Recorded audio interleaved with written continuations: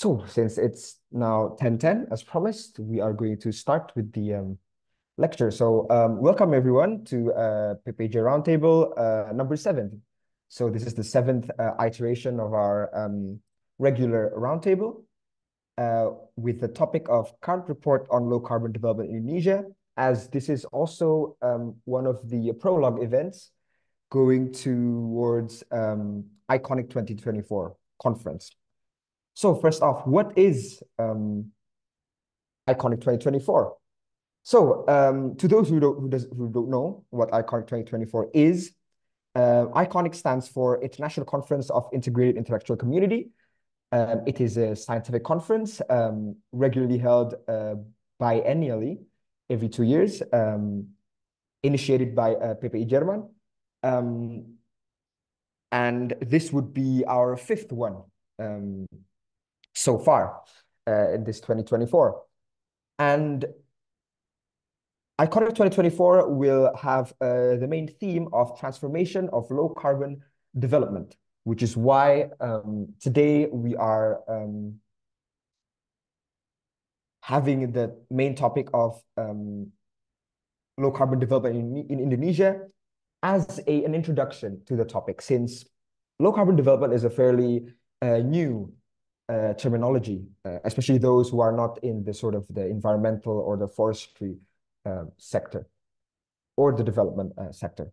So yes, and this Iconic 2024,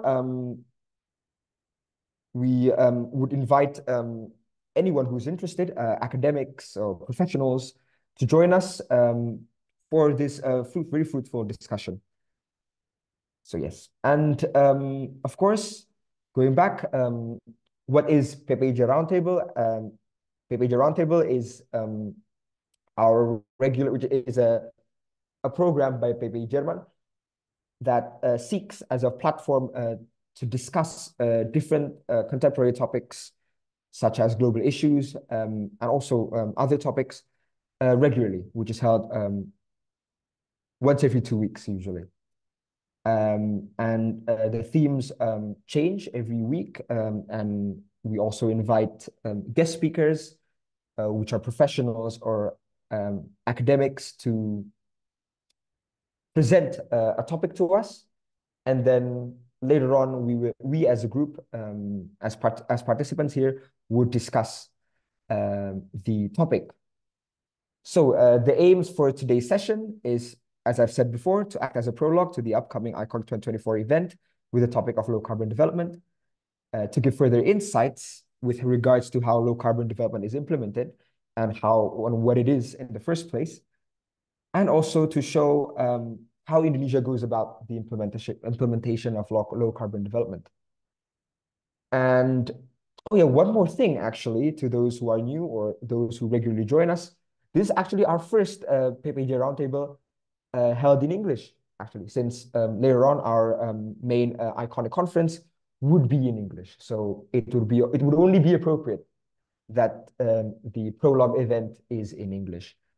But previously, it's usually held in Indonesian, since most of our audience here and also most of our audience that we try to cater to are Indonesians. But of course, since Iconic 24 is a international event, we adjust accordingly. And so just to go over a little bit about the previous roundtables we've done a topic on groundwater, the rising of sea levels and the sinking of the ground surface, especially in Jakarta, with regards to climate change, and also the Rohingya refugee issue in Indonesia, and also a few others that we can see here. Since I'm very sorry, but since we are starting a bit late, we'll just go straight into the main session for today. So today we have joining with us as our guest speaker is Sakar Yunita, PhD candidate in Forest Economics and Sustainable Land Use Planning of Göttingen University. She will be the one introducing us to this world of low carbon development and how low carbon development is sort of implemented in Indonesia. So without further ado, before we go on, please do stick to the rules and regulations. Keep your mics turned off during the guest speaker lectures. And then to ask questions, please keep those inquiries till the end of the lectures, where we have a specific discussion session where you can raise your hand through the feature in Zoom, or write your questions in the chat. And then once we've chosen you, you can go forth with your questions and unmute yourselves. So yes, without further ado, the floor is yours, Saka. Thank you, Jessica. Good morning, everyone. Good morning, Europe time, probably for those who are in Indonesia. Good afternoon then. Okay. Thank you, Jessica, for the introduction and also for a little bit rundown to Iconic, because the topic today is going to be very much related to what we are going to do this year with our student association in Germany. And I'm going to give just like the preliminary knowledge about what is actually low carbon development in Indonesia, and like what kind of problems and challenges that we are currently having in implementing the low carbon development. And as Chaska said, I have to keep it under 20 minutes. I will try my best. Actually, I prepared quite a lot. So Chaska, please remind me if I already exceed the time. Okay, I'm going to share the screen. I think I could do that, right? Yeah. Can you see my screen actually already?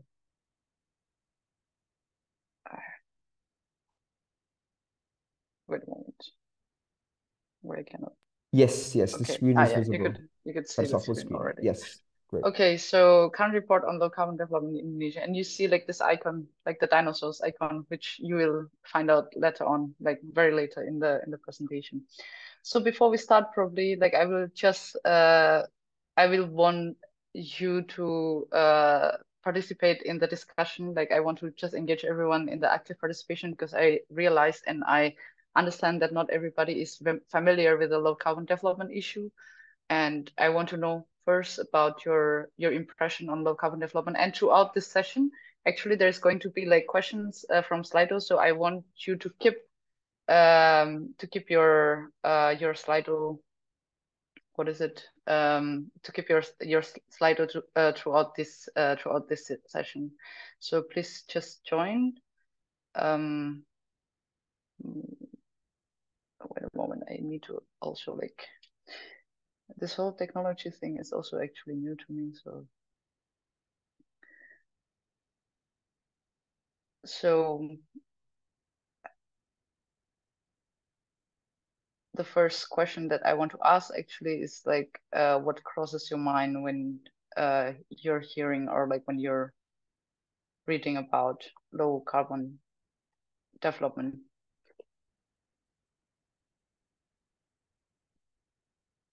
The growth. I'll wait for 3 minutes to see. Green development, green growth, expensive.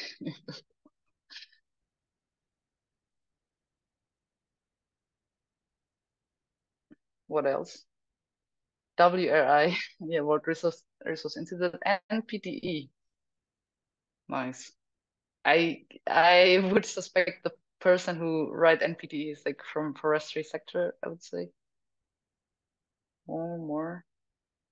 Gonna wait for 2 more minutes. Anything that cross your mind. If like low carbon development, what is it? It's like about emission, then just write emission.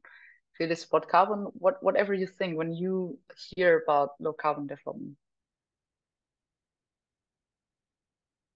Regulation, yeah.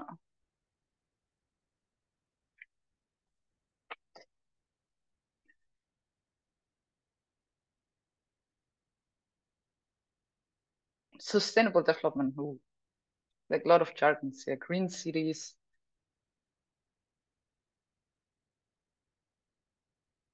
Keep them coming so I can understand like what you are actually thinking. Many stakeholders. Minute.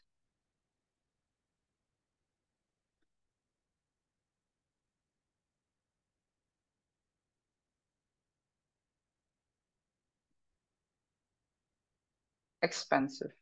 Yeah, expensive and degrowth are follow. Yeah. Okay, so from here, like you could see that wow, degrowth and expensive are actually quite a lot of people say that.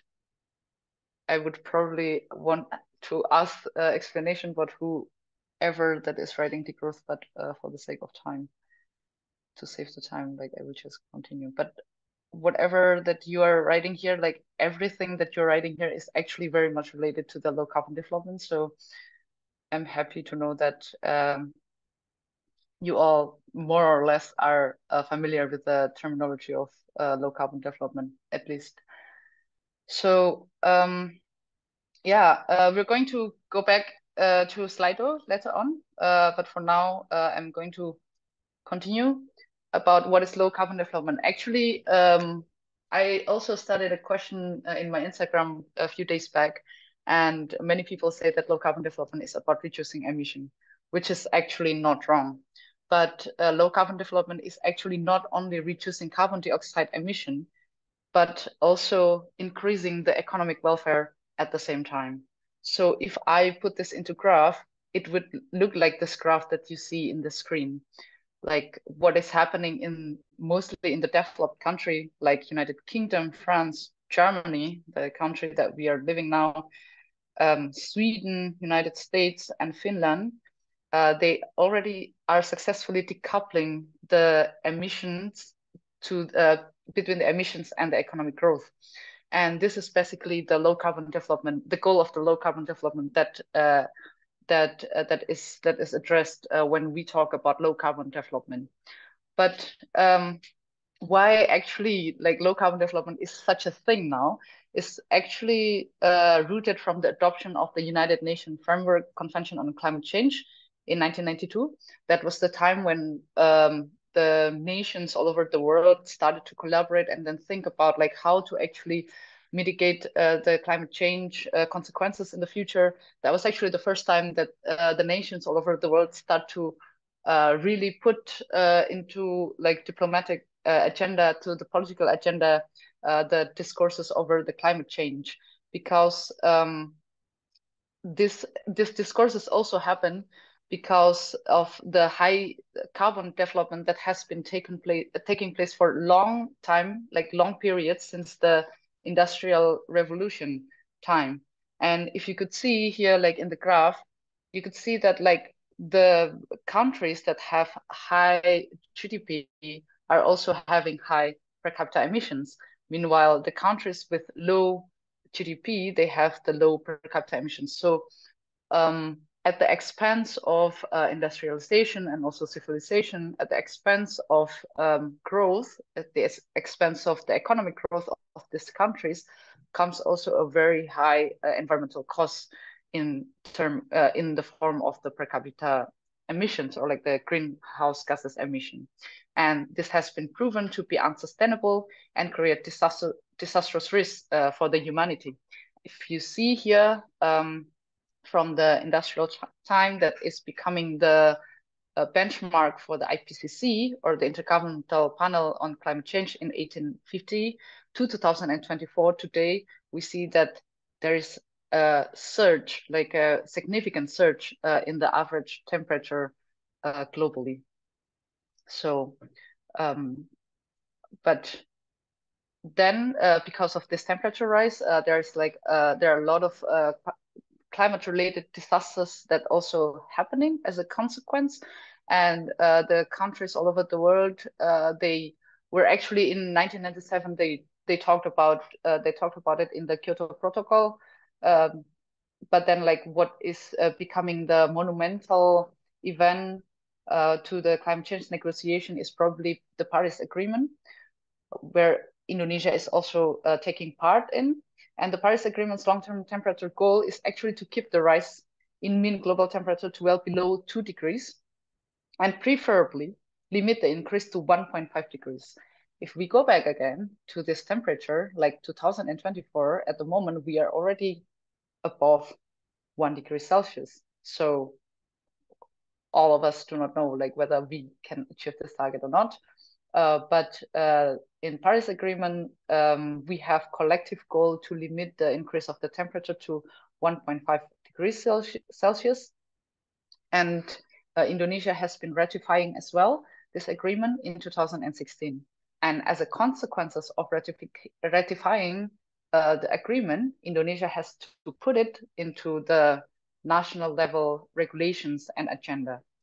But before talking about the implementation in the Indonesia level, I would like to ask actually to you again, you can join again to the Slido.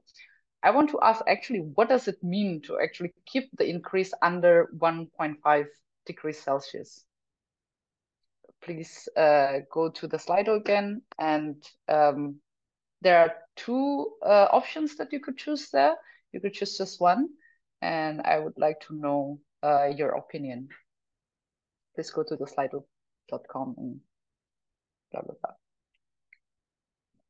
I will share the result in 1 minute. So that like there's no peer pressure for you to actually answer. I'm not going to showing the result now.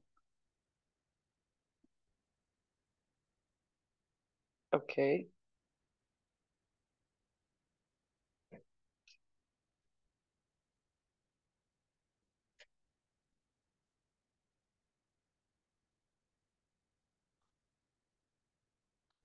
Six people already voted.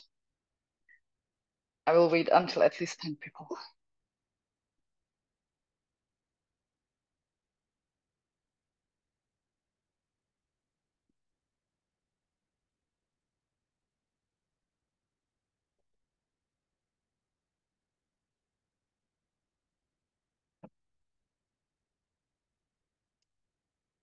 Okay.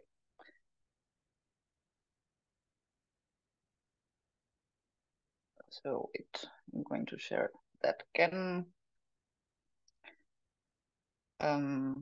Yeah, 83% of you from 12 participants choose that keeping the increase under 1.5 degree means that there is going to be continuous climate-related disasters.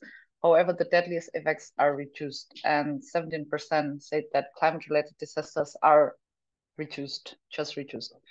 So yeah, actually, that's correct. The answer is that what does it mean to actually keeping the increase under the 1.5 degrees?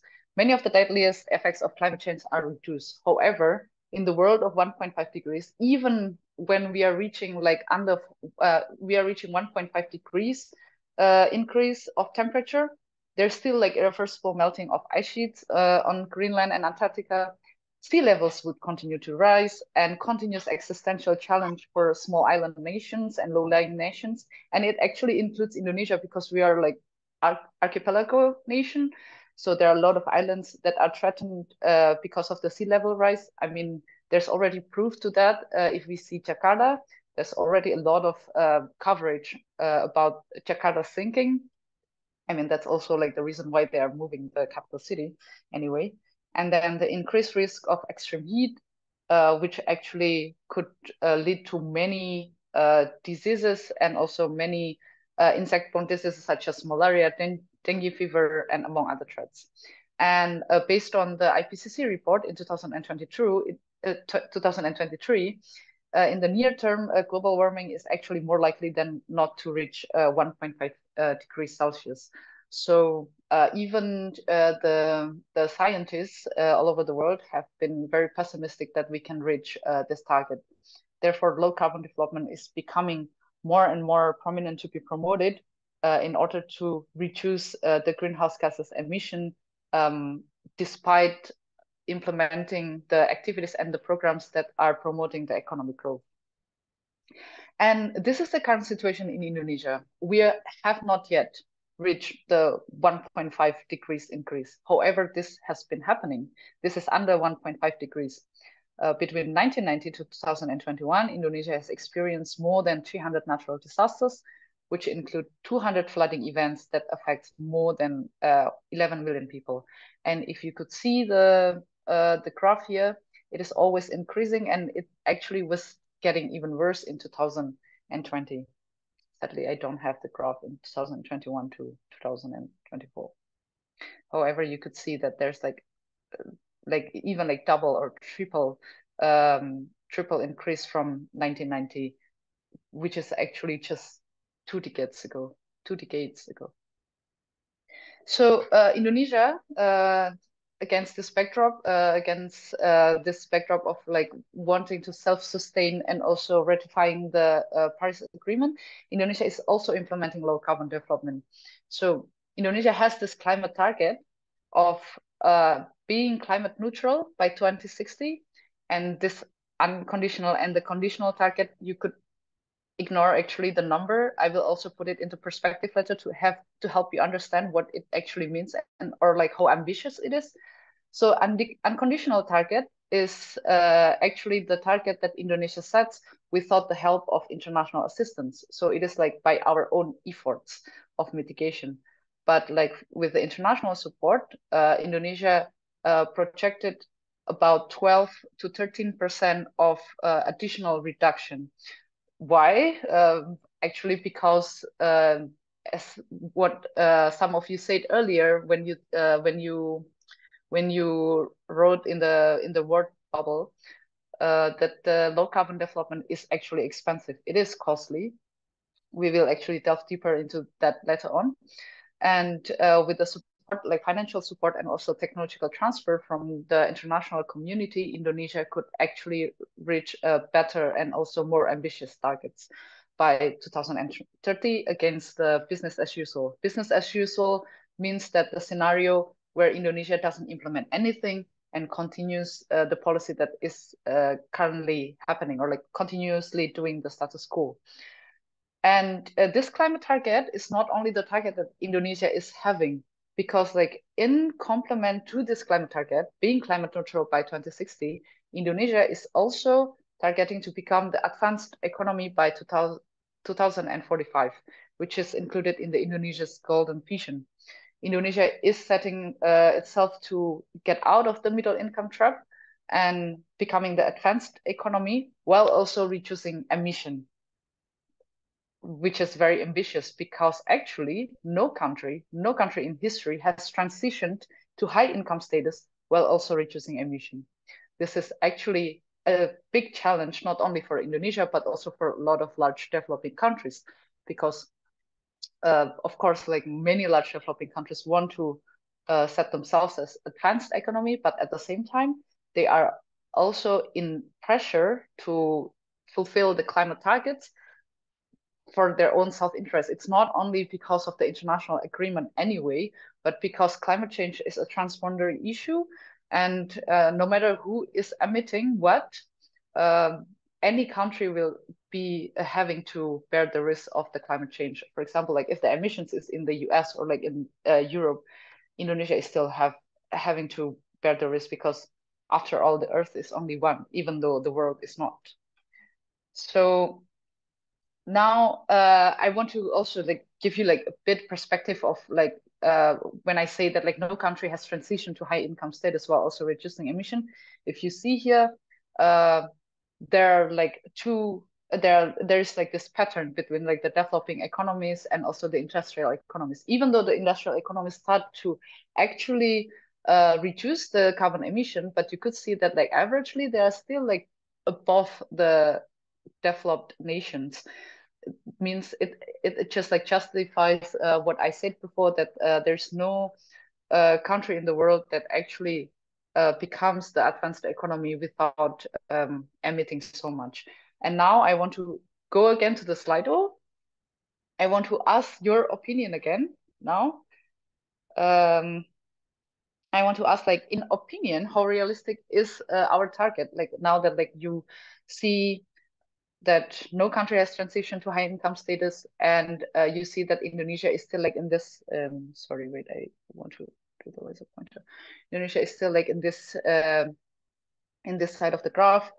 I would like to ask, like, how realistic is this target?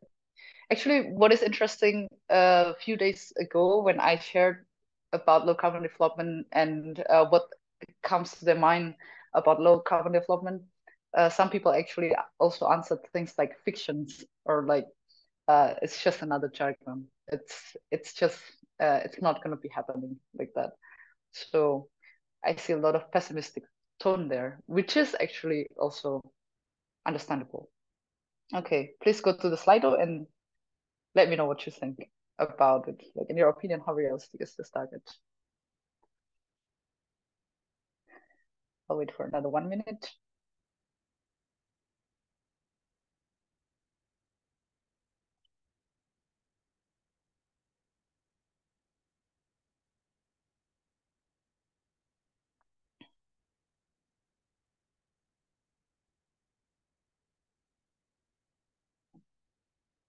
Okay,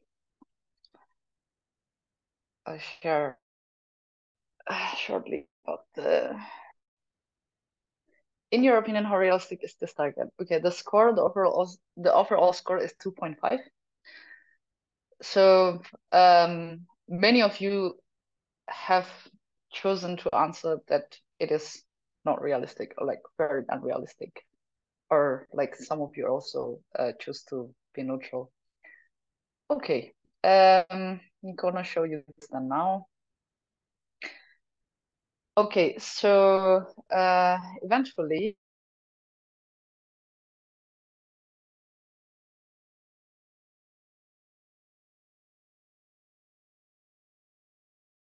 Indonesia is actually quite ambitious for the target for setting the target until 2030.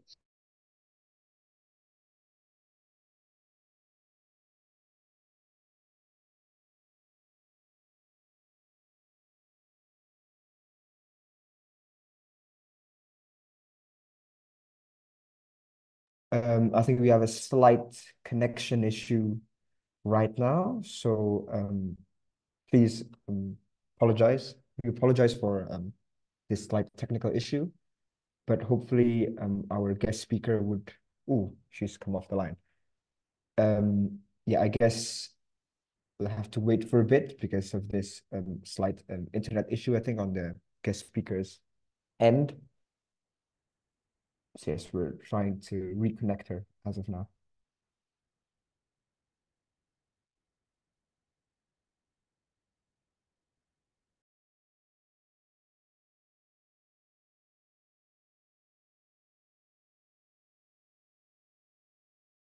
Okay, as we're trying to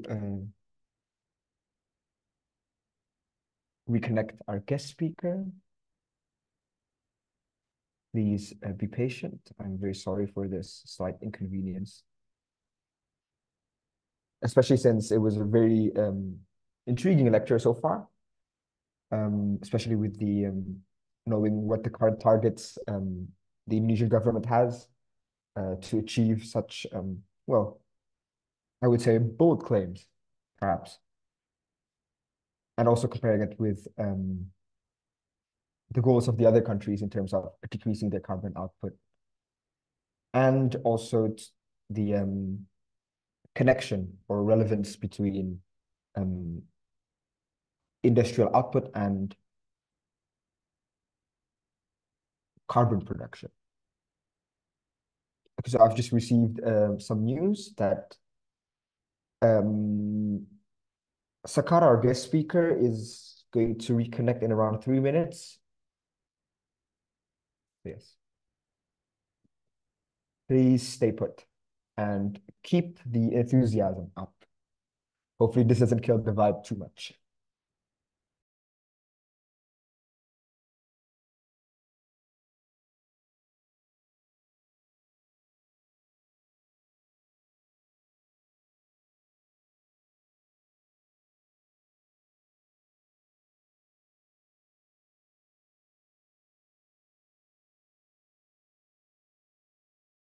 So there's a question actually. So from Kema Rice, when is Iconic going to take place?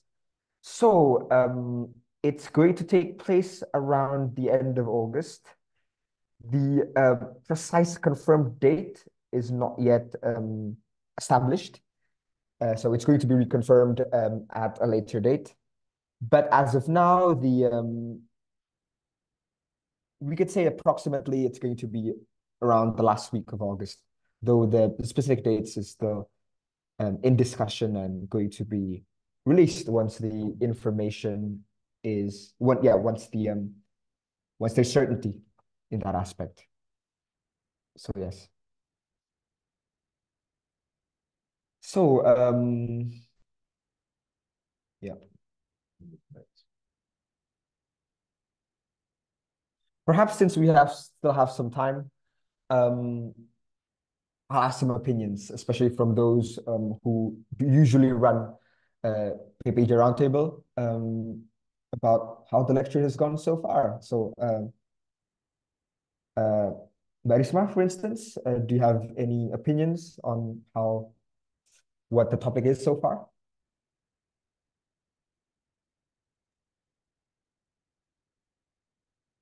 You're muted.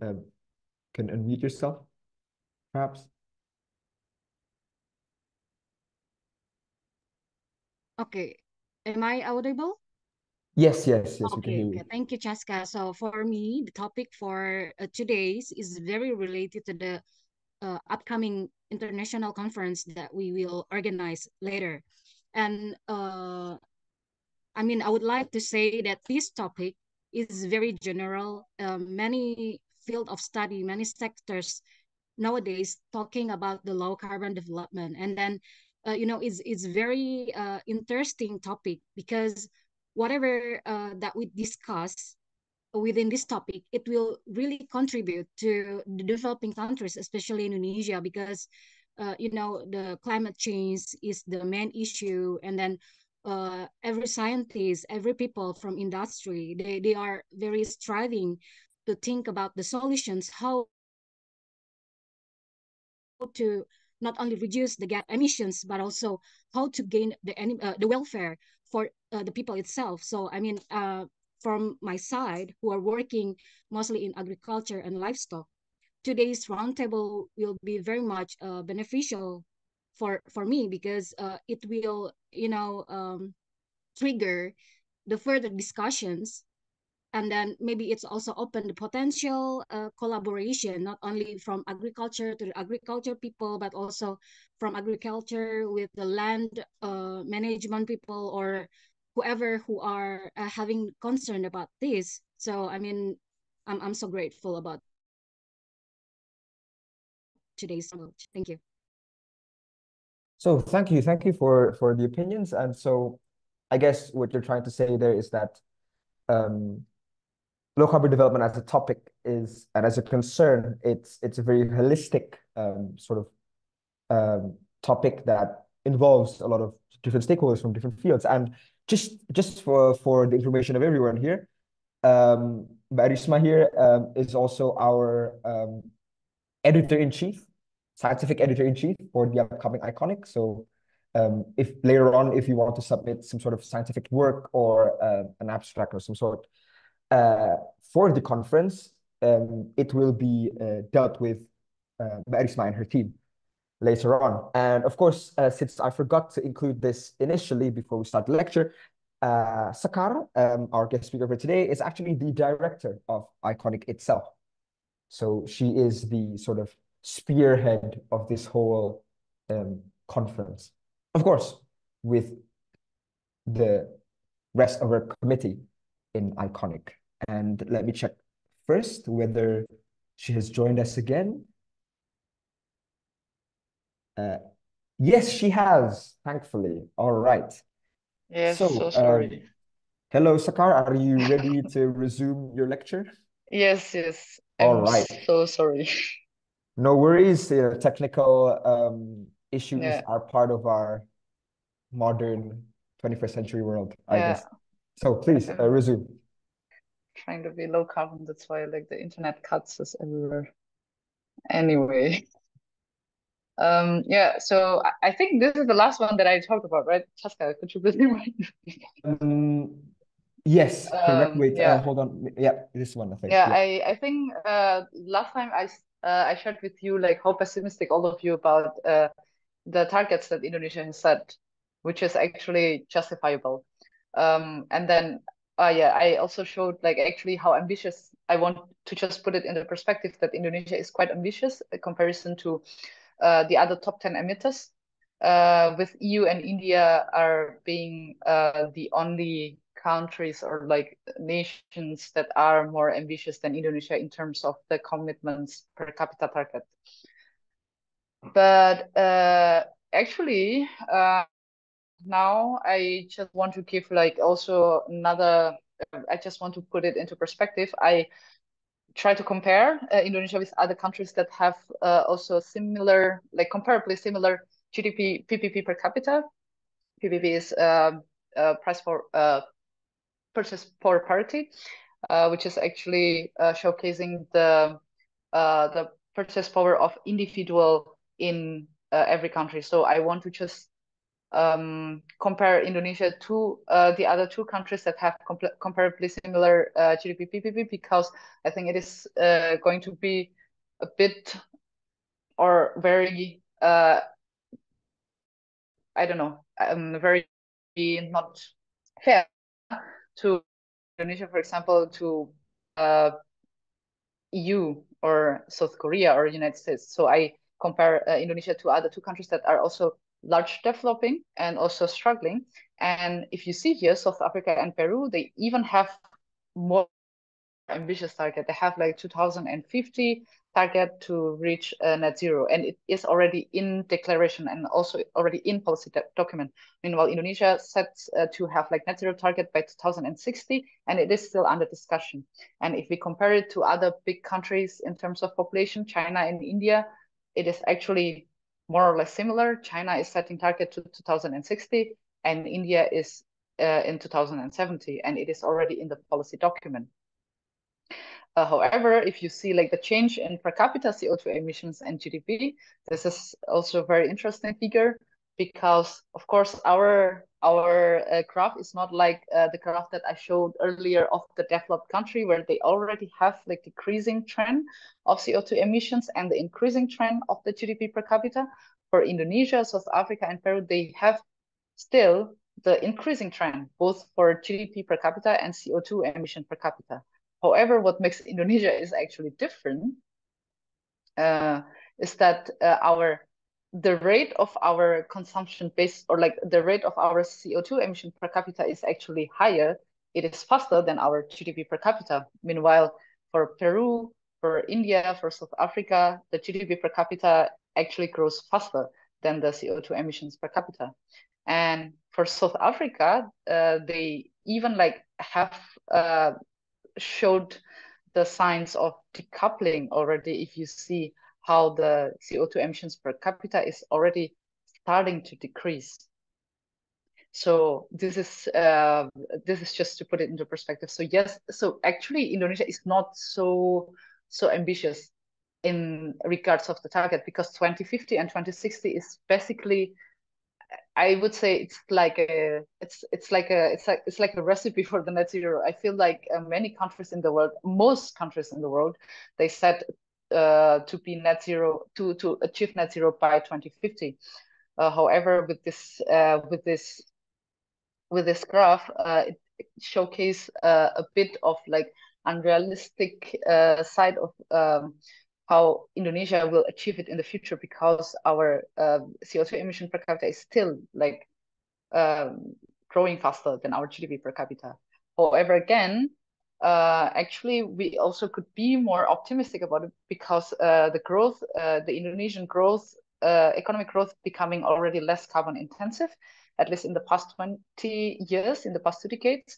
And there's already a sign of decoupling, actually, as you see here, that the CO2 from land use, and LUCF is land use and land use change and forestry, is already starting to decrease, even though our CO2 emission from energy still increases.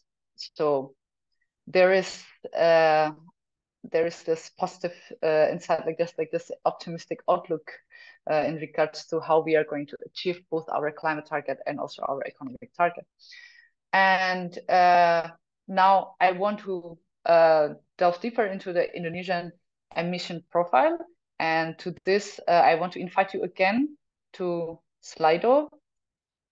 I want to know what you're thinking about what is the largest emission contributor in Indonesia. So you could start going to the Slido by scanning the barcode or by going to the slido.com and just put it in the numbers of the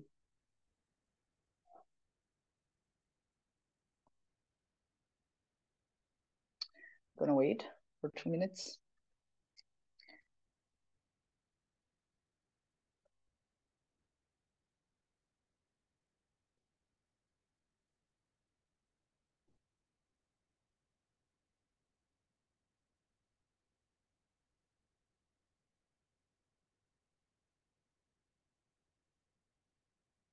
Okay, like there has been 11 answers, maybe more.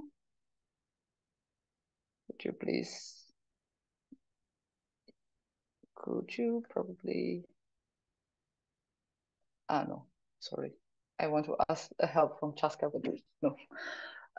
Yeah, so 45% of you assume that energy is the largest emission contributor in Indonesia. 36% of you assume that it's forest and land use, while the rest is industry. There's no one that answers transportation. Okay, interesting. So if we go to the Indonesia's emission profile, actually, most of our emission still actually comes from the land use change and forestry, which is not surprising because we are still a developing country, and usually the pattern of developing country is like having the great emission in the land-based sector because of the high demand on the land, like that. While in the developed country, the industrialized country, they have higher emission for the energy, for processing, and for industrialization. So for Indonesia, land use change is still leading the emission and still like contributing to the emission profile. However, you see here that like sometimes Indonesia's emission only from the land use change, it can reach until like above 1 billion ton, or for now it's like around like 500 million tons. And you could see there's like a very interesting peak in 1997 and also 2015 because of the peat fire. And for the 1997, for like just for your information, it was happening because of the food estate program by Suharto at that time, and which caused this peak. And basically, this is actually the highest peak, the highest emission that Indonesia has ever reached in the past 20 years. So if we put it into perspective of like the global emissions, actually land use change is still lower than the emission from the land use change. It's still lower than the emission from the fossil fuels. However, if you see here, the land use change emission is about 4 to 5 billion ton, and Indonesia has ever contributed at least 1/5 of it, and now like it contributed to 1/20th of the whole global land use change emissions, which actually makes Indonesia one of the top emitter, which is actually now making sense that Indonesian government is trying to cut emissions from the forestry and land use sector. So 60% of Indonesia's emission cut is actually projected to the forestry and land use sector. So you can see here by 2030, under the unconditional and also conditional target, the forestry emission is going to be very, very much lower. But the energy emission is going to still like increasing in 2030 compared to 2019. So for now, Indonesia is relying so much on the forest and land use policy for reducing the emissions. And if you see here, like based on this scenario, so this is like the scenario of the current policy. based on the current policy, you could see here that if we are doing what we are doing now, actually we could actually decrease the emission from the forest and other land use change. However, we are still having like increasing energy emission. However, with the transition strategy, we have even negative emission in the forest and other land use change. Negative emission means like there's no emission, but we are actually even absorbing more than what we are emitting.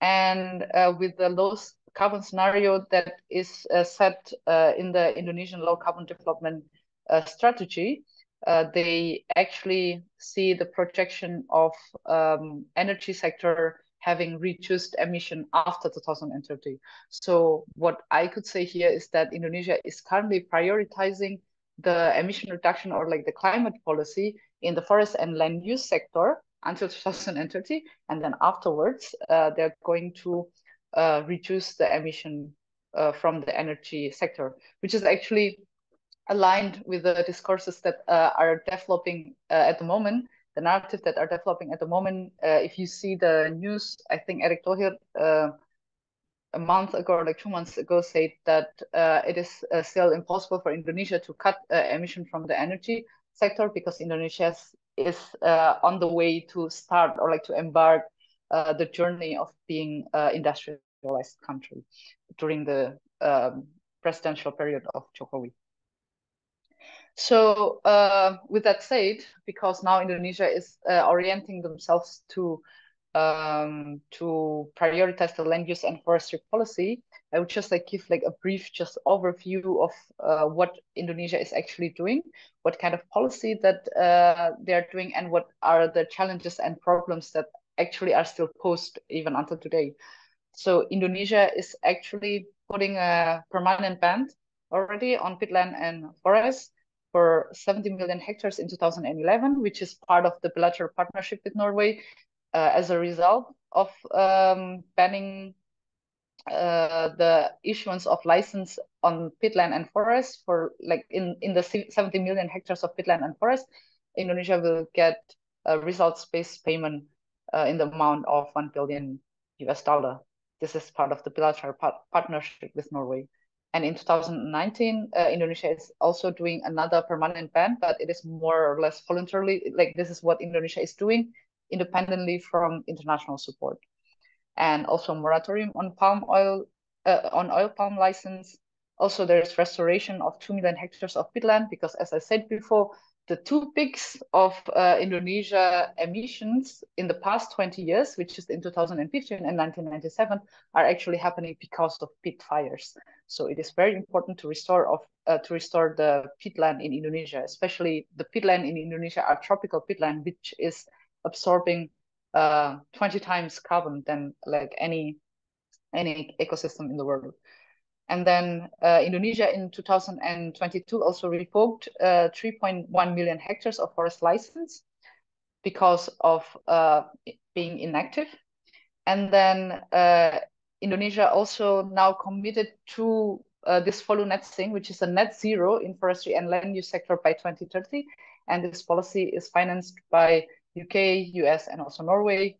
And also what is very new is the carbon pricing for follow emissions. So it is relatively new policy. It was just issued last year, actually in 2023. Indonesia is opening the carbon market, and Indonesia is putting also cap and trade, not only in the energy sector, which is in the power plants, but also in the companies that are operating in the mangrove and also peatland areas. So, but this still like pose actually challenge and problems because, as I said before, there is like this moratorium, which is like the permanent ban. Basically, permanent ban means that there is no license that are allowed to be issued in this 70 million hectares plus like 66 million hectares. However, if you look closely, this where this policy is taking place in, the moratorium or like the permanent ban is happening 80% in the conservation and protection forests, which is actually already proposed or like already what is it, already designed to be forests that are protected and also conserved. So this is a forest that actually are not allowed to be cut anyway.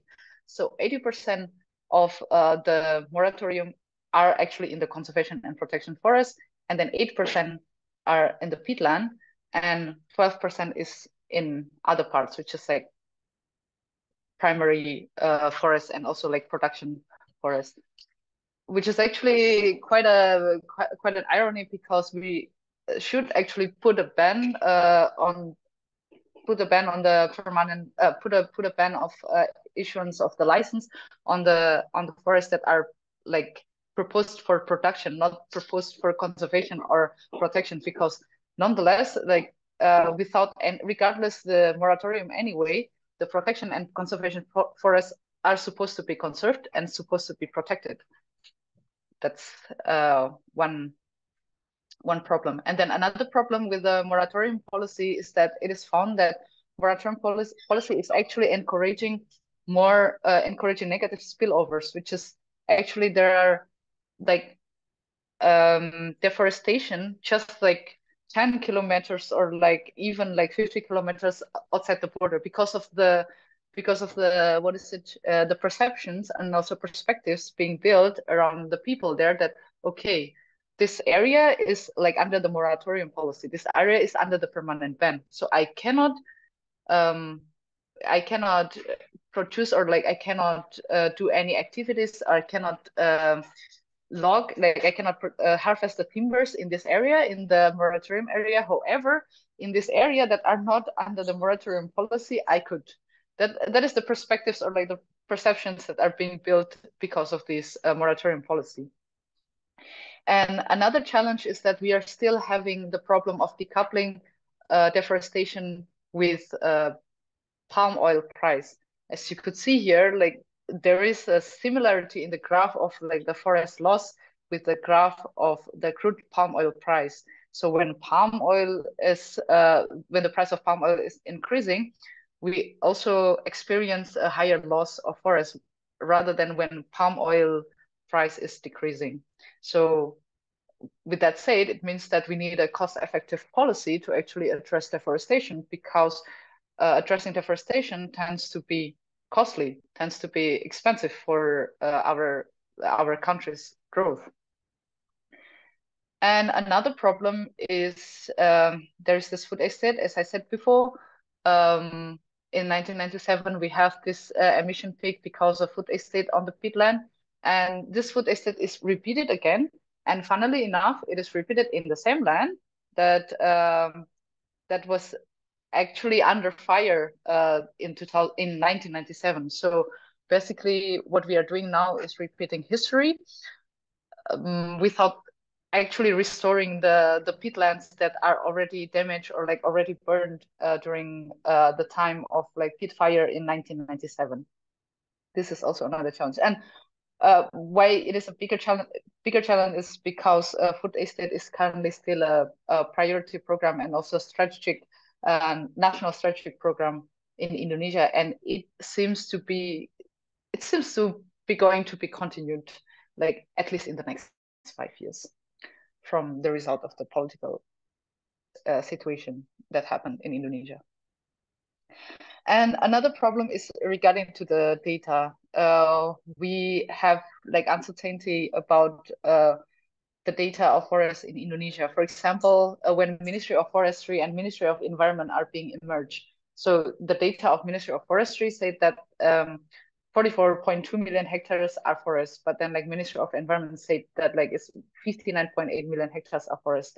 And then like when it is being merged, which data is being used?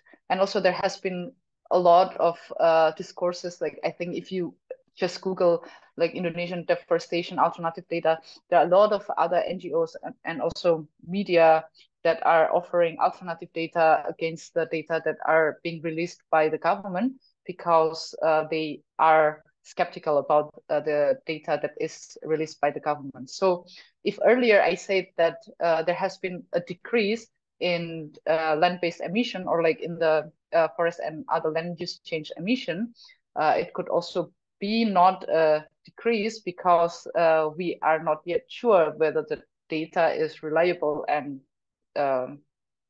valid. And another problem is regarding the carbon market, because I said earlier that Indonesia already started to put a price on carbon starting last year. Actually, with carbon offset, with carbon market itself, we also still have problem with robustness of the carbon credits, because what was found by the Guardian last year, more than 90% of rainforest carbon offsets by a bigger certifier are worthless. So additionality, sorry, I use another terminology. So basically, to actually ensure, or like to calculate like the carbon reductions in the forest and other land use change, it remains still a challenge.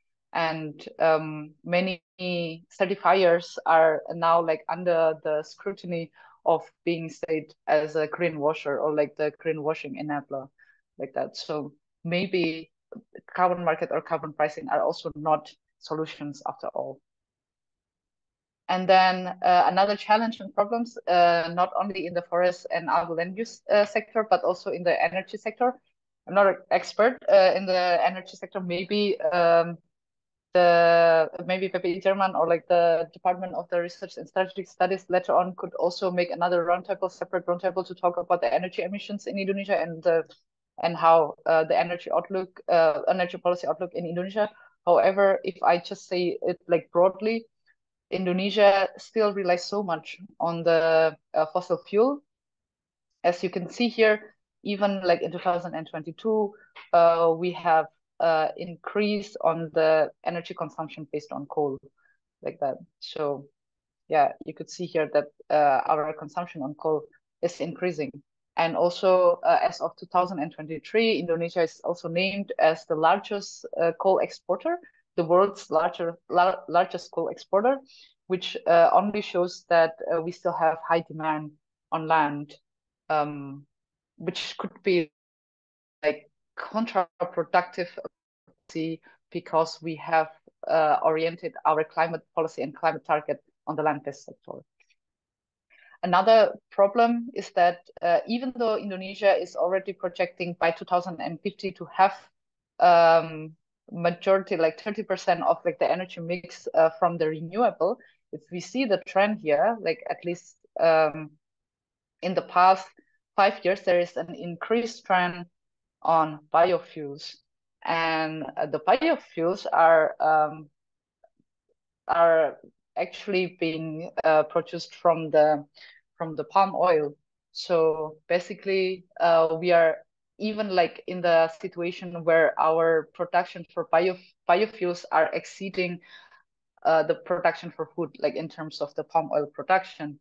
So I'm not sure whether this is, well, on one hand, this is biofuel, this is renewable, this is low carbon, but on the other hand, we have like really big problem with deforestation due to the palm oil expansion.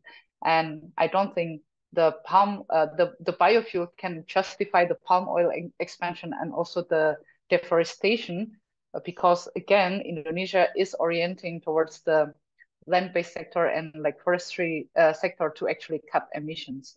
So you could probably judge by yourself, is it actually low carbon or not?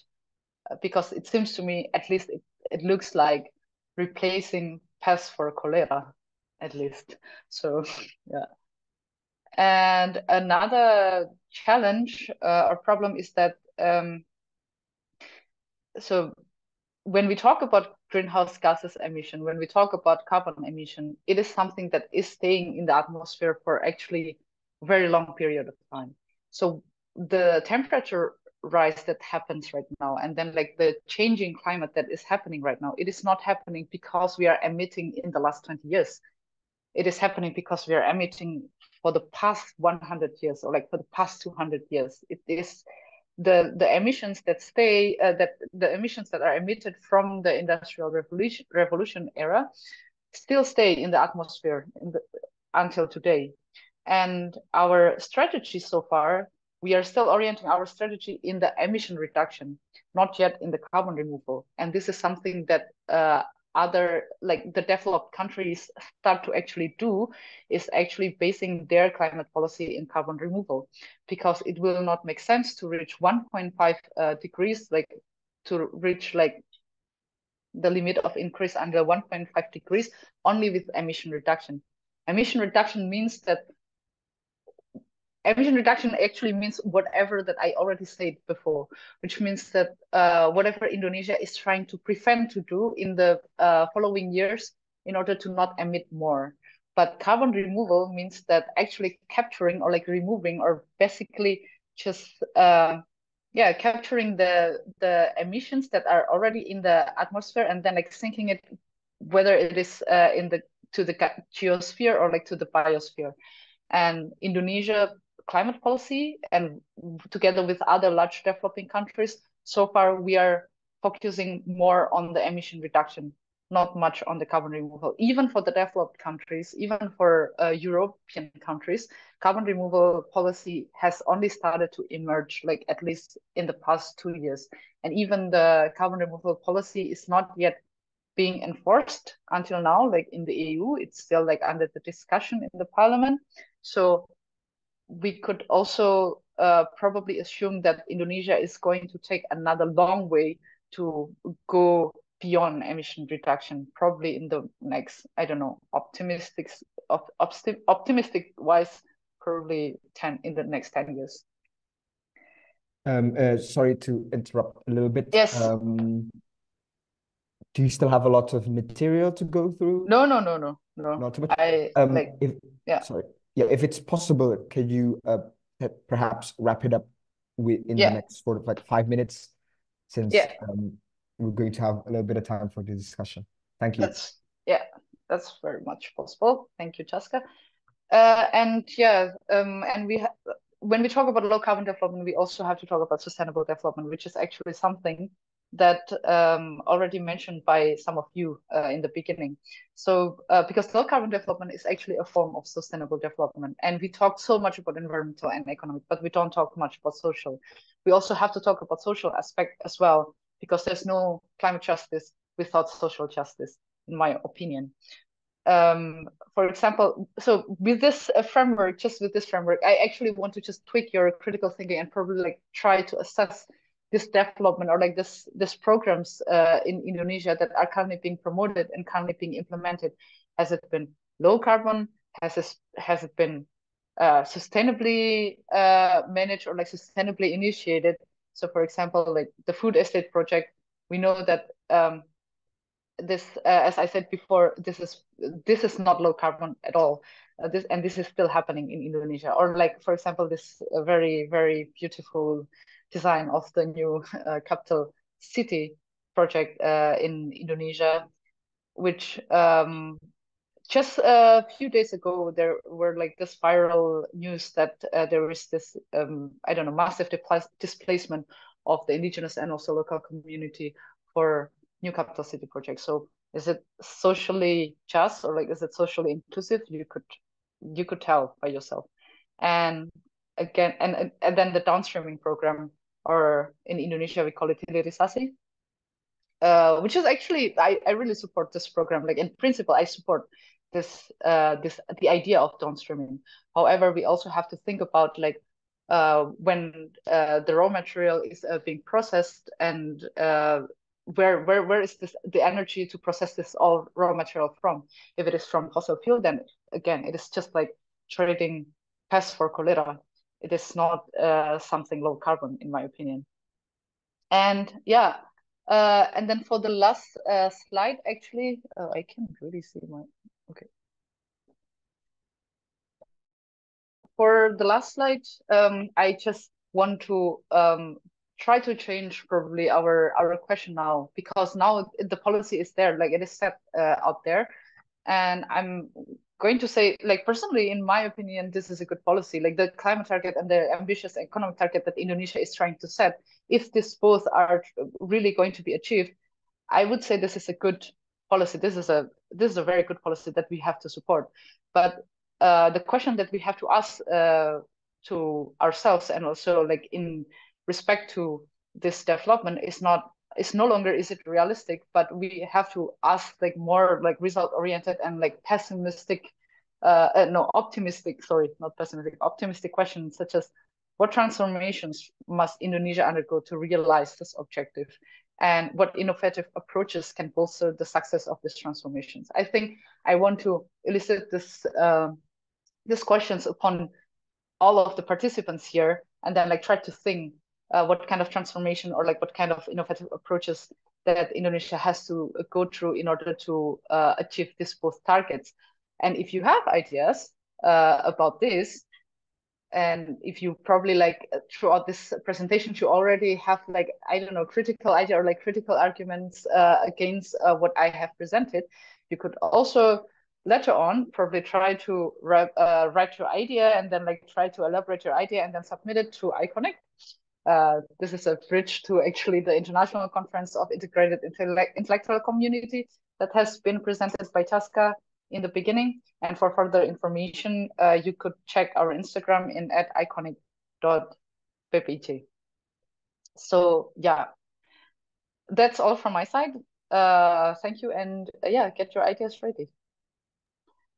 Thank you very much for the very insightful sort of lecture there, presentation from Sekar. So now, at this point, we know what low carbon development is, its definition, as well as what it sets out, what it tackles mainly, and also what the current situation is globally, and also a background on how development is done throughout the years, and as well as the policies planned and taken by the Indonesian government in order to join in this low carbon development to mitigate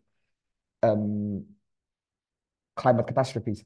So with that said, we're going to go into the discussion session. But before we go on, we'll have a bit of a photo sesh of all of our participants here. So please, everyone, turn on your cameras, and we'll have one of us, probably from the research and strategic department, to screenshot and take the picture of all of the participants here.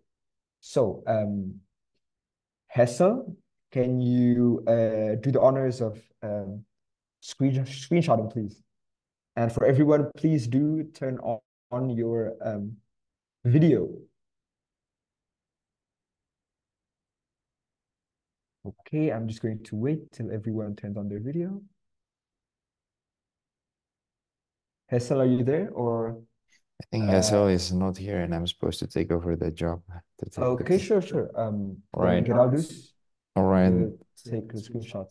All right. Please do turn on your cameras, everyone. Don't be too shy. Wait a minute. Okay. So I'll count. All right. I'll count 3, 2, 1. Second page, 3, 2, 1. All right. I think All right. that's Thank you. Thank you, everyone. Thank you, Geraldus, for the picture. And with that, we go straight into the discussion session. So just to remind everyone of the rules and regulations, to ask a question, you can raise your hand virtually through Zoom. And then afterwards, we can choose you, and then you can start talking and unmute your mic. Or if you don't feel like talking, perhaps you can also write in the chat. And I think to start off, since we've already have someone writing in the chat here, Arifah Hidayati asked in the chat that in the context of Indonesia's NDC, will emissions from a newly operating coal mine or even nickel mine for EV batteries be counted towards LUCF or the energy sector instead? You can answer that perhaps, Sekar? Yes, for the land mining, of course, it is going to be counted as a land use sector emission. However, as you mentioned, that it is hilirisasi, it is like the downstreaming. So we are not going to only mine the raw materials, we're going to process it. The process of this raw materials is going to be included in the energy sector emission. And this is also this is actually also a big problem that we are actually looking, because based on the new presidential regulation, not really new, presidential regulation in 2022, there is actually already legally binding restriction on building coal-fired power plants connected to the country's electricity grid. However, there's like some exemptions to that, and these exemptions also include the coal plants that were already approved, and those coal plants that are already integrated with industries that are aimed at the transformation of raw natural resources or that support projects that are proposed for the national strategic importance, or like PSN, or like national strategic program. So therefore, I could still see that the process of the downstreaming in the future is still going to rely so much on the fossil fuel energy, and it is going to be counted in the energy sector emission. So thank you for the answer, Sakar, and I hope for Arifah there that answers your question. And we go to the next one right now. Faiha, the ones who's raised their hand, please go forth with the question. Yep, thank you so much for the space. Good morning and afternoon, everyone. My name is Faiha from Universitas Gajah Mada, and it's a pleasure to meet and hear your inspiring presentation, Mbak Sakar. So as you mentioned before, Indonesia might have quite the ambitious trajectories for low carbon development, right, through NDC. And as you mentioned, considering that we are a developing country, deforestation and land use degradation is still apparent, and the expense for low carbon development is incredibly high.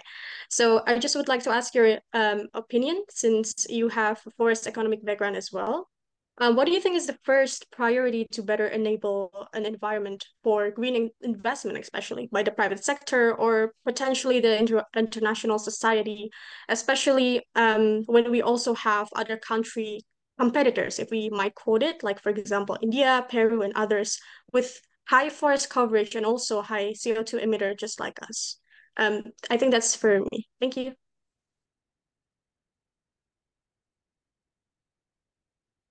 Please, Sakar, you can answer the question right now. Okay, so what I would say is that what Indonesia is trying to do, or like trying to prioritize, is actually already a correct move, because we have like the largest emission in the forest and land use sector, which means actually that our economic activities are still like it's very much still extractive.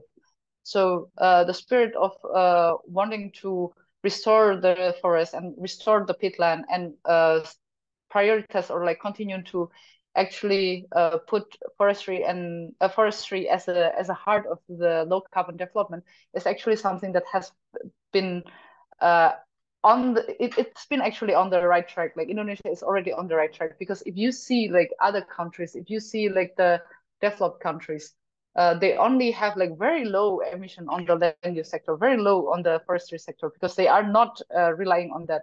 We cannot be like advanced economy, we cannot be developed country just by relying on land sector. We cannot be like developed countries just by relying on the extractive sectors. And it is actually already proven also in the history. You need actually industry for that. And because we are on the path of low carbon development, that is eliciting the problem, because for us to become industrial country, we need to also somehow balance our energy consumption, and we need to majorly cut our energy consumption from fossil fuel to the renewable ones. So what I would say, Indonesia is on the right track by removing the emissions majorly in the land-based sectors, in the forestry sector, because this is what usually advanced economies are doing. And if you see like the pattern, however, to actually transition from a country that is solely relying on the land-based economies to the industrial-based economy also pose a challenge of energy as well. So this is something that Indonesia this is the big homework, big interrogative mark for Indonesia. Even though, if you also see, like I read research 3-4 days ago that on the techno-economic, just like for like in the aspect of techno-economic, actually Indonesia is able to be net zero in the energy sector in 2050, but it is like in the techno-economic aspect, not in the political aspect. So I believe that the willingness from the political actors are also important in order to enable the green industrial activities in Indonesia. Thank you very much, Sakar. And now we go to the next person who has raised their hands. Rizka, please, the floor is yours, and you can turn on your video as well if you'd like to, so that we can spotlight you. All right, thank you. But I'm sorry I couldn't open my camera. Hello, Mbak Sekar. Thank you for the explanation.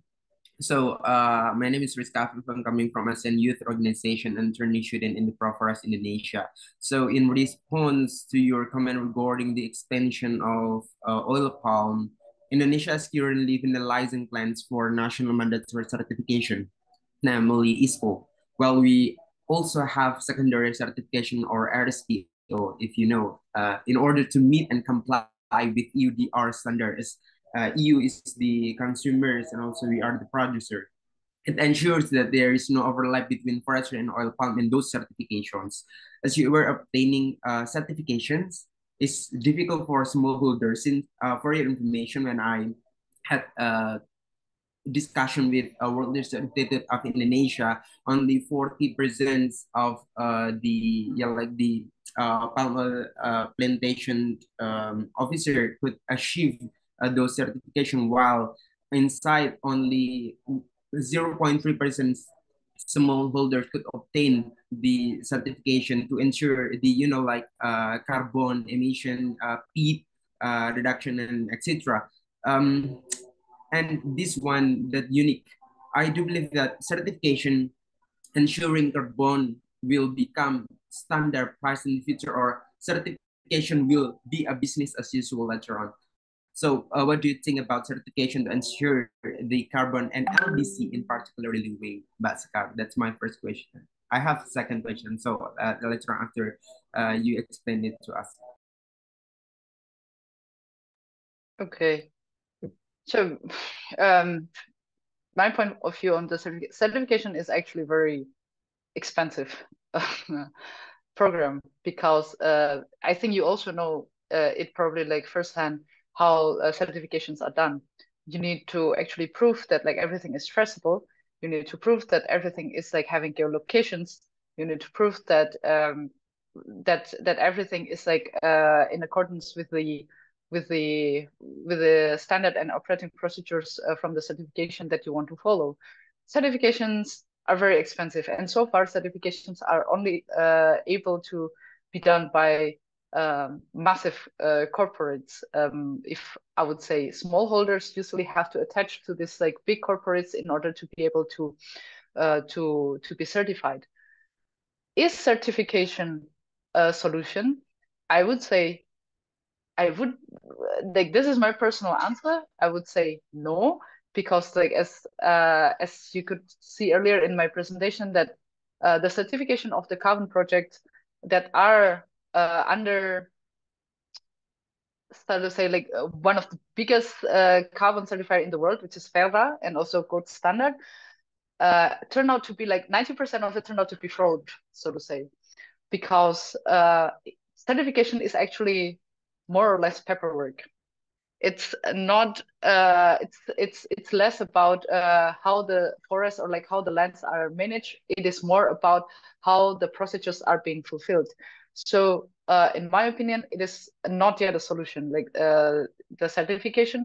And what could be done actually better, rather than like doing also like certification is also having the downside, because when you are like having your product certified, because it's already an expensive and costly process to be implemented, then like when you are selling your products, it's also going to be like having like additional price as well. So most of the times, like people do not really want to certify because sometimes the customers are also not ready with a high price as well. So another alternative that could be done other than this whole like certification thing is actually to rethink again what actually like how actually the forest development should actually be done.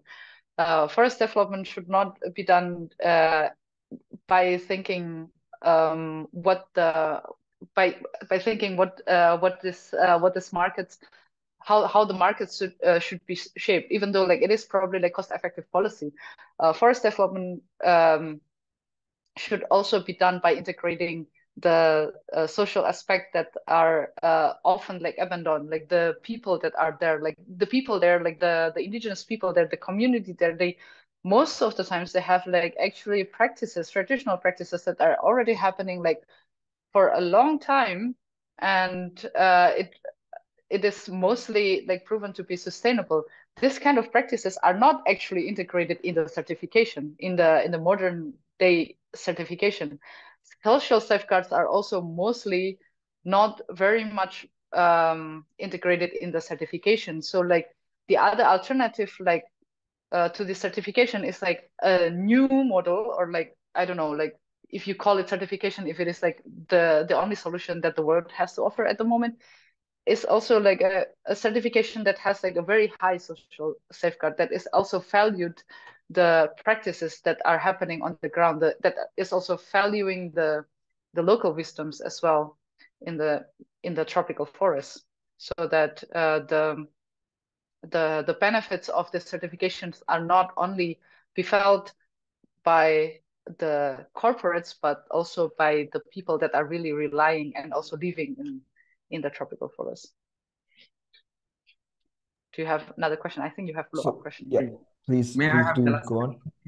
Yes, of course, do follow up with your next question. So my last question, I was attending the event held by Minister of Finance and Minister of Environment and Forestry a couple weeks ago. They were talking about REDD plus result-based payment to ensure the carbon neutrality in Indonesia 2060.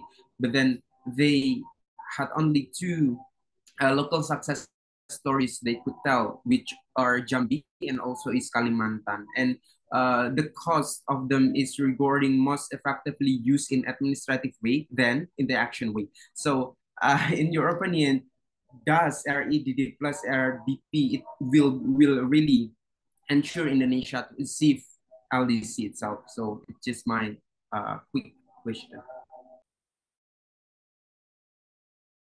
Sorry, could you repeat? Like, will RED Plus achieve what? Yeah, achieve to support the LDC in 2060. Okay. So as I said before, that like I mean, like we are just I'm just going back to the document that Indonesia has provided.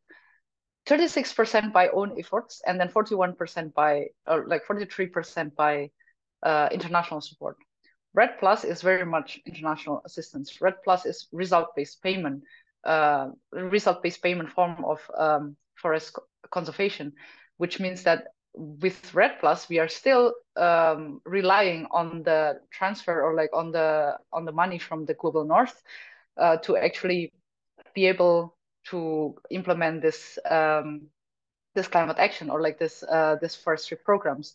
However, we have to go back again to like the Indonesian NDC, that like the additional percentage of like emission reduction that is able by international assistance is only about 11 to 13%.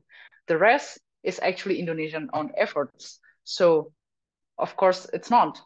Indonesia has to have like its own agenda, has to have like its own programs in order to be able to fulfill this like 30% reductions. So yeah, I think that's a short answer. So no. Sorry. Okay, thank you, Pascal, for your So thank you very much. And now Andita Pratama here has asked a question in the chat. I'll read it out. There are people on those pixels maps and numbers in the graphs. What do you think the better approach to include those people who would commonly be the most exposed to risk from climate change? Please, Sakar. Yeah, this is actually like the question like in the last slide, right? Like about the sustainable development. Are we really only focusing on the environmental and also in the economics, and we forget that like there are people actually living there? And what are the better approach? I think you like I mean like I know the person who throws this question, and I think like he probably also like knows the answers as well. And probably this person is also as skeptical as I am when answering this question, because I'm not sure like about the better approach to include these people. I mean, what I think is like there's we have to also like change our perspective. We should not think about the approach to include these people, because these people actually, when we say that like these people should be included, we are having like this already this perception that these people are actually excluded, are like, and it is actually we normalize the exclusion of these people. Instead of thinking of that, like we actually have to put these people actually at the heart of the development, because we cannot have like a sustainably managed forest, or like we cannot have like sustainably maintained economy without the people. The people are actually the engines that are able to make this possible. So the better approach, or probably like the only approach that I would say, is like to put these people at the heart of the development, and actually to put these people as the main actor, not only the additional actors, not only the people that are not only being seen as a problem, because like when we see that like this is the people that have to be included, we see these people as a problem, as something that has to be included, and that is actually something that actually is being done by the Indonesian government, like in relate to, for example, Indonesian new capital city, for example, with this like very viral news where there are a lot of displaced people, because they see people as like the problem. They don't see these people as the main actors. The main actors are these governments that are sitting in Jakarta and not ever having any historical relationship, and also having this this life in East Kalimantan. So yeah, I think the only way to approach that is like to make these people as the main actors, to give these people power actually in the policy making processes and also in the development.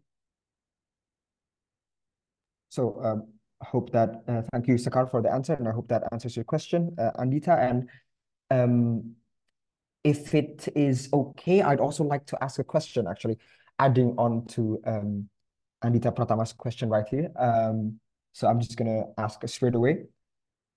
What Andita has said, that some people are included and excluded in this so-called narrative for low carbon development, and also on what to do with regards to reducing carbon, and of course making a more sustainable way of life.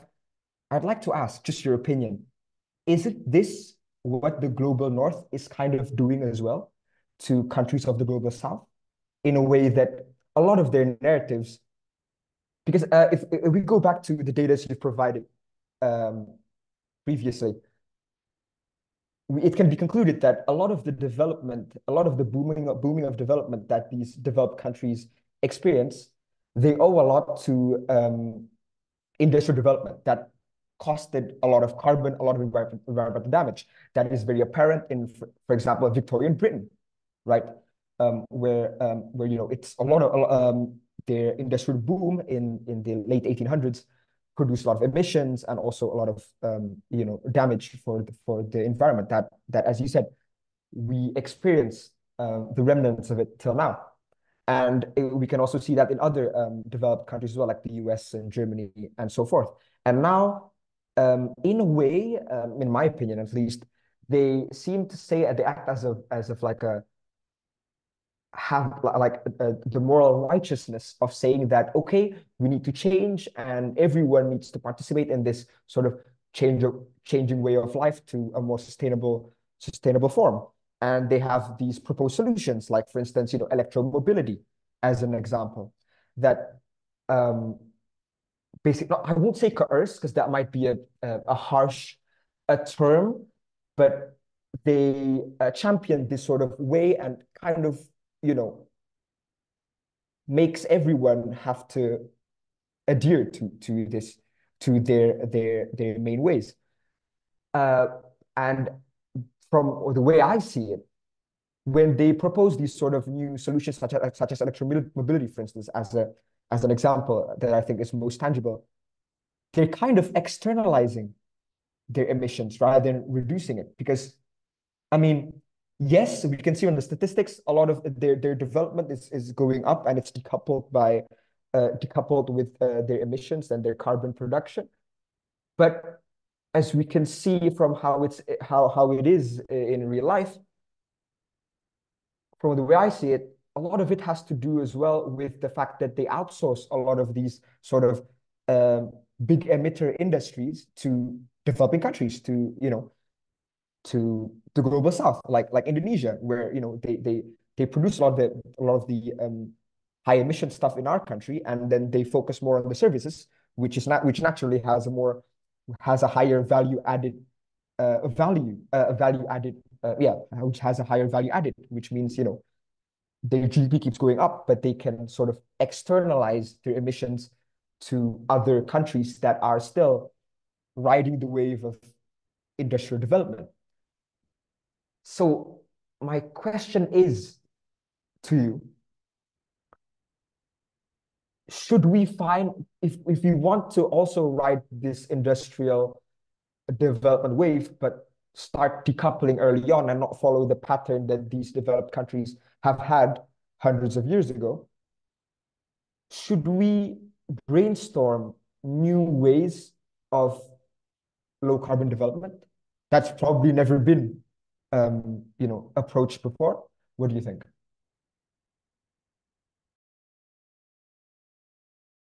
Sorry. Yes, absolutely. I mean, like in the development, there's also like this terminology of, I think somebody also mentioned it in my story a few days back, like the terminology of leapfrogging. So basically, increasing the economic growth without actually like using the traditional or like conventional paths that are being that has been actually gone through by this industrialized or like the developed country. So which is actually like the question. Actually, this is the question of the age. It is actually the question for like all the development practitioners, how to actually do this how to actually increase or like improve the economic growth without intensifying the carbon emission. And as I said before, that there's no country in history. Yes, there's no country in history that has done that. Therefore, but then now like these countries, like this developing countries are being demanded to actually fulfill that. Therefore, you are right. There should be a new way. There should be a new way to actually rethink development. So development is the traditional way or like the traditional way of thinking on development should not actually be implemented again today, because it is proven to be like unsuccessful for like if you have climate targets, if you have like a goal to become like low carbon, right? So yeah, I mean, agree. I mean, I don't know, like your question actually like only forces me to say agree. Like we have to actually rethink development, and we have to find a new way of doing this development, which is not the traditional way, because yeah, it was a failure. That's why they are now like transitioning. That's the whole reason eventually. Thank you very much for the astute observation from your end. And we still have a bit of time for one or two questions, perhaps. So I would like to throw this into the audience. Would anyone be interested in proposing an inquiry, perhaps? I don't see any raised hands or any chats, so I think we still have 15 minutes. Again, I'm going to ask once more. I'm probably going to sort of poke some people who usually have inquiries with regards to these sort of very big ideas. Oh, okay, we have Arifah Hidayati here. Please, the floor is yours. You can unmute. Yeah, thank you. Actually, it's still related to my previous question, particularly about the peatland restoration in Indonesia. So I want to know about your opinion. Like Indonesia has been using the strategy of like peat restoration to achieve its NDC targets because they considered it as a low-hanging fruit due to its ability to like absorb and also store a high amount of carbon. But at the same time, peatlands, as we all know, they're also very like vulnerable to events like wildfires, and this year is predicted to be El Nino. So can it still be considered as a cost-effective policy? Yeah, very short answer to that. Like, peatland restoration is not cost-effective policy at all. It is a very costly policy. It's so expensive to actually restore peatland. So for those of you who do not know what peatland is actually a special ecosystem that are it is not composed by soil, but composed by the organic materials that have been decomposed for 1,000 years. And the characteristic of the peatland is usually it is wet. It is usually like it is usually, I don't know how to say it. Like it is wet, and it is usually like waterlogged. So what is happening, why peatland could be like why there's a pit fire is actually because many people, or like our government, like our past governments, think that peatland as a wasteland, because peatland is just like a massive, massive land that is like that is very, very wet, waterlogged, and then like cannot be planted anything. So okay, then like let's just drain it. Let's just remove the water, and then let's plant something out of it, because it is just a wasteland when the water still stays there. So they drain it, and then they plant something, and then boom. They don't know later on that like draining peatland actually comes with like a very high environmental cost, which is carbon emissions, because the draining of the when the peat is dried, it is actually emitting carbon, and it is very, very susceptible to fire. So what they are doing now with restoring peatland, they are trying to actually make this ecosystem wet again. They try to make peatland being like waterlogged again, this drained peatland, and it has been a very, very difficult efforts to do, technical wise and financial wise. It is very costly, because even the restoration program that Indonesia was doing, the 2 million restoration program, like a few years back, it was actually supported by also some developed countries such as UK, US, and Norway as well, I think. And until now, Indonesia still like relies so much on the international cooperation, bilateral and multilateral cooperation, to basically restore and rehabilitate their peatland. So no, it's costly. So Thank you, Sakar, for the yeah.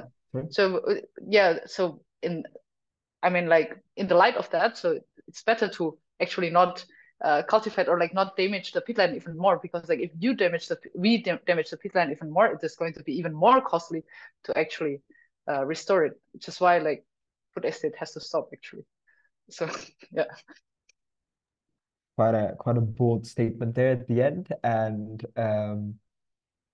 thank you for the answers, of course. And if it's okay with you, we're going to have one last question by Febrian Prayoga. Please do unmute and turn on your camera.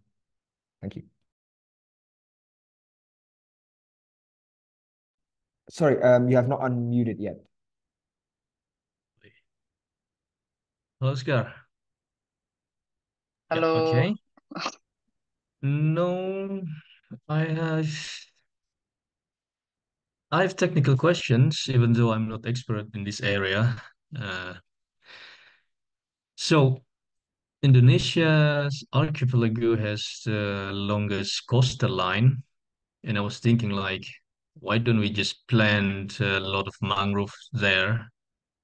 It can be a solution for many things, like coral life there, a coral ecosystem, and then also it will absorb the carbon, and also it will generate more economic for a local citizen who live near the coast.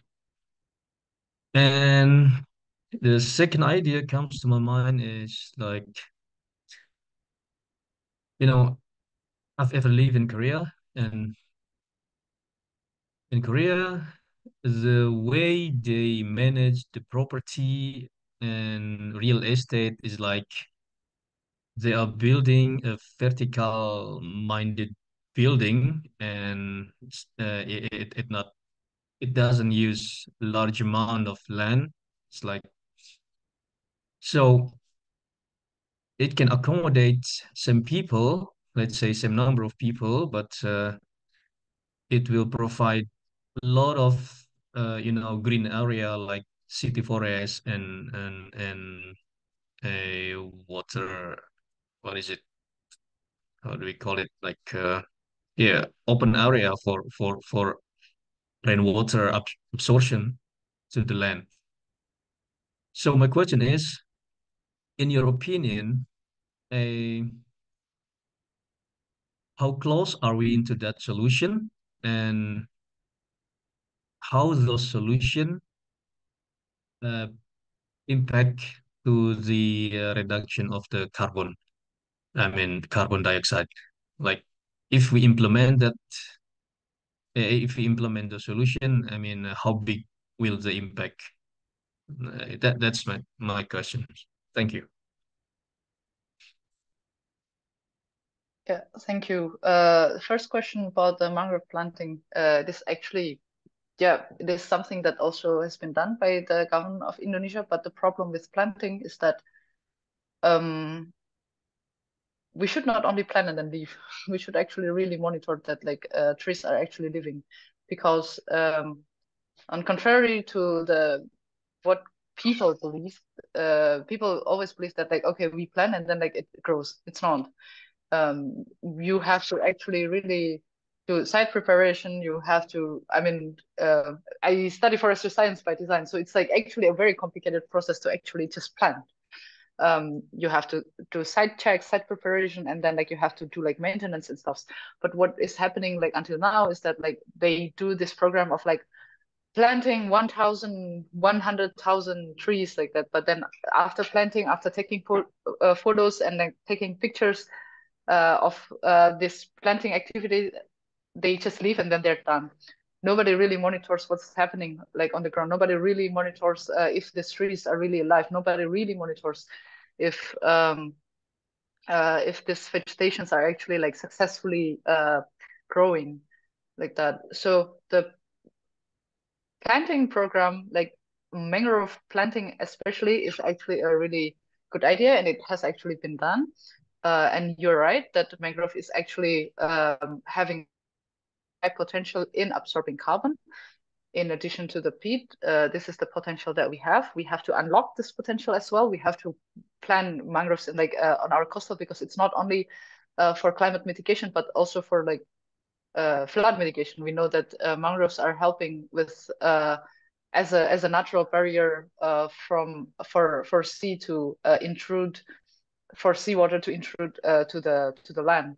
So it has a lot of benefits. But what we have to evaluate, what we have to rethink, and what we have to really focus on is like what's next after the planting, not only the planting activities, because without thinking about these next steps, then the planting activities are going to be useless and going to be like another waste of money activity. And then for the second question, I'm not sure if I am expert. I'm the expert to answer that, or like I have the expertise to answer that. I mean, I don't know. Like, I want to offer Chaska to actually like open this question for like anyone that is like. I know that like some of these people are like some of the people in this Zoom meeting room are having the expertise in built environment and in the in the landscape based solutions stuff. So I don't know. I want to offer Chaska to probably offer this question to other people here that are experts and able to answer that. Would you like to do that then right now? I can. Yes, because I don't have the answer. Okay, all right. And just as a disclaimer to everyone, this would be our last question, our concluding question. So afterwards, we will go to the closing. Of course, before that, there will be some remarks from Mbak Risma as the editor-in-chief of ICONIC, but that's side point. So before that, I guess if I'm not mistaken, experts in land management and built environment, we have here two people, I think. We have Zulkadri Ansar, Mas Ai, and also Geraldus. So feel free, either one of you guys, to answer the question, please. Maybe Mas Zulkadri Ansar can answer the question first. Hello. Assuming he is there, of course. And it seems like we have radio silence. So I guess now we go to the second so-called expert here. Geraldus, please. Maybe you have some insights with regards to this. I'm not expert for sure. Sorry for trapping you, but it's supposed to be discussion. So like it's for everyone. It's a planned trap from the beginning. It's the inclusive discussion. And Masai is pretending not to hear. Okay.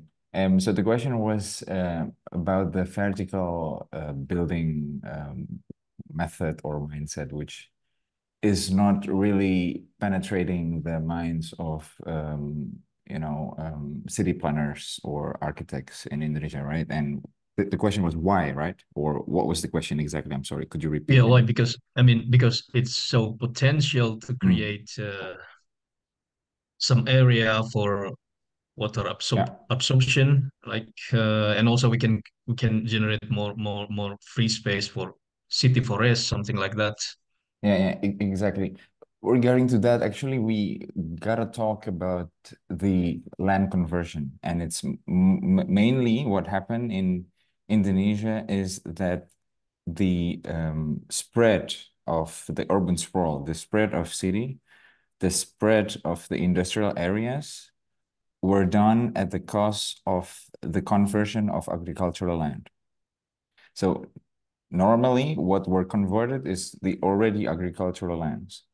So the discussion is actually more about the reduction of the agriculture productivity with regards to the land conversion due to the urbanization. And because you know that the massive urbanization, if you see all the graphs, have happened mostly in the area of Java, especially in the coastal areas of Java, then you know that there were not so many forests also being converted, or there are not so many green areas or so many carbon absorptions areas are being taken. So that's how I could answer it. But for sure, if you generally gotta plan your city well, and if you plan your city well, your mobility, you gotta plan the mobility of your city well. There should be mass transport in all cities, and mass transport in all cities will for sure reduce the CO2 emissions in each cities. Sekar was just talking about the global emission in Indonesia, no? But if you want to be specific, you got to measure it in the microclimate, because what people feel, how people live, is how people live in the city, or how people live in the built environment.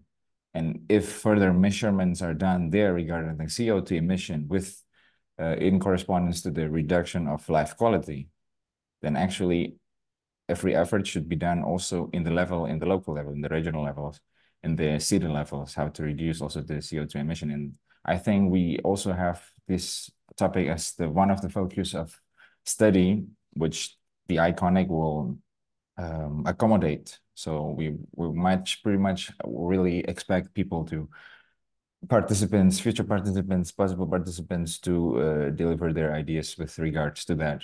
For sure, because everything needs to get done parallel. Of course, in the energy sectors, in the forestry sectors, but of course, in the built environment where people actually live, where people actually, get their families, get their life run. So I think that's how I should answer about that. Sorry, that was shocking. Okay. Thank you, Jessica. That's my answer. Right. Thank you very much for the answer. And as we're reaching the limit of the time here, um, I'll let Arisma to say a few remarks with regards to Iconic, and then afterwards we can close this whole session. So thank you very much, Sakar, for the insights and for the presentation that has given us an image or a prologue to the topic that will be covered in the future Iconic conference. So please, Barisma. All right, thank you very much, Chaska, also Sakar. As mentioned and explained by Sakar, I think we do all agree that low carbon development refers to an approach aimed at achieving economic growth while minimizing greenhouse gas emission and mitigating climate change. And then we also being inspired that by adopting low carbon development strategies, countries and communities can reduce their carbon footprint, enhance energy security, create green jobs, and contribute to the global effort to combat climate change. Now, as the head of scientific committee, it is my honor to extend a heartfelt invitation to each of you to join us at Iconic International Conference of Integrated Intellectual Community 2024. This year, our conference will focus on the theme that is paramount to our global future, transformation for low carbon development. We are seeking the active participation from individuals like you who are at the forefront of the research, innovations, and policy development in the field of sustainability. I invite you to share your groundbreaking research, transformative ideas, and practical experiences by submitting abstracts for presentation at Iconic 2024. As participants of this Iconic 2023, of course, you will have the chance to engage in the thought-provoking discussions, network with peers in interdisciplinary projects that have been potential to drive a real-world impact. So as the head of scientific committee and on behalf of all committees, we look forward to welcoming you to Iconic 2024 and embarking on this transformative journey together. Thank you, Chaska. Thank you very much for the remarks there from Barisma. Oh, there's a question here actually, whether there are any registration fees for Iconic 2024. For the meantime, no, but of course, more specific sort of information will be released in due course through our Instagram page. So keep in touch, keep following us, and thank you very much for attending this session of PPIJ Roundtable. And we'll meet you guys hopefully in the next one. So thank you.